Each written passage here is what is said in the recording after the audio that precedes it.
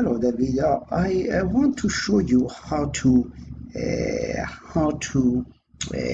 work with, this is for all the instructors, how to connect your course with Mindtap. Imagine that I click here on the content, and then after I come to content, I click on tools, and I click Cengage Learning Mind Links. And I see that here there is a course already set up. Let me get another course to make sure that it is. Let me click exit, see if I can add another. I come here, I click, let me find an older course. Let me see if I can pull it in this accounting course, and I click start here, and there are some materials here, and let me go and pull out another course in here, and courses, and let's say I am course IT ID, and I call it IT 278 slash I call it A11, and let me see if I have the course in here actually. And this is a course IT 276 fall 2019. I click here, and I click on tools, Cengage Mindtap, and again this is select different source. Let me see. Okay, that's fine. And here is this course is already linked here, and maybe I should click on this one, and let's see if I can link this course, and I click Shelly Cashman here,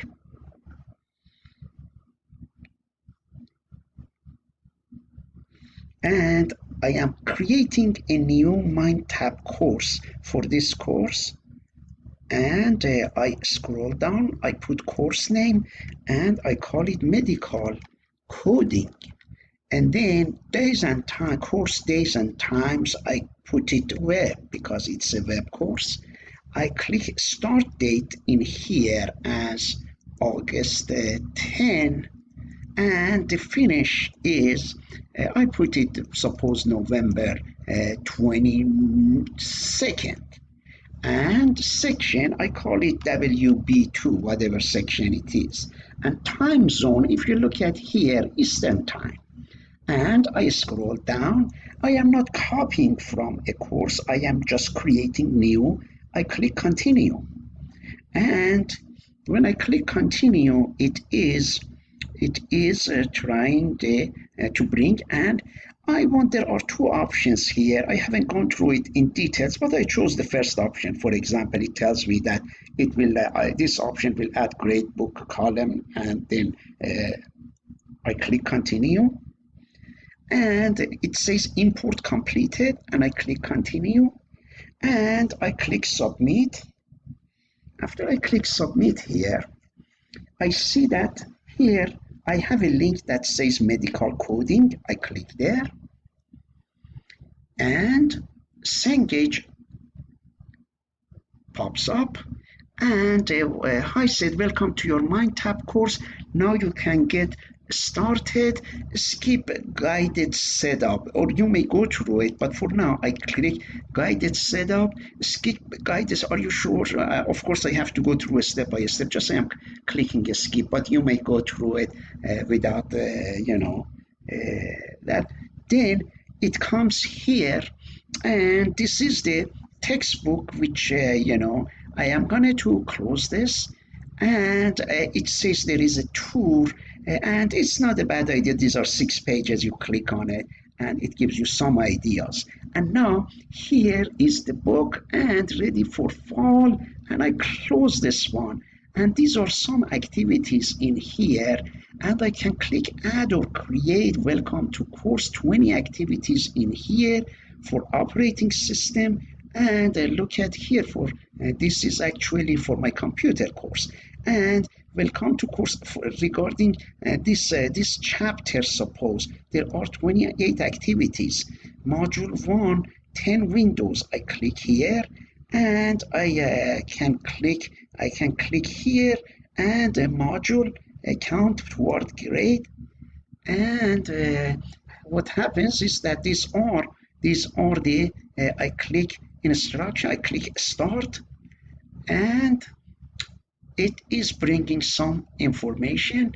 And let's see what it brings. This is the first time I am looking into this, and I click here, and let's see. Shut down Windows to conserve energy between work sessions and secure your data. Okay, and I click. Click the Start button on the taskbar to display the Start menu. Okay, I click submit for now. The Start menu is displayed.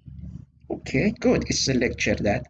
In the left pane of the Start menu, click Power. Good. It's teaching the student. That's great. You can choose to put the computer to sleep, shut down the computer, and I click submit here, and I have an okay.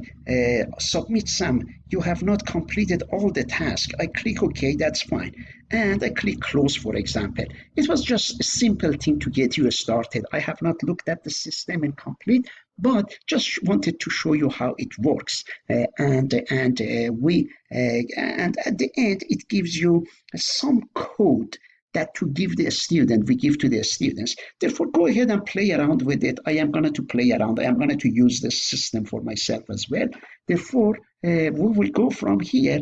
And the one thing it did, I used my Firefox, and it asked me to turn off the pop-up blocker, and which I turned off. Otherwise, these screens wouldn't have been turned off. And that's for now. That was the discussion, and hopefully I can publish this and give you the idea how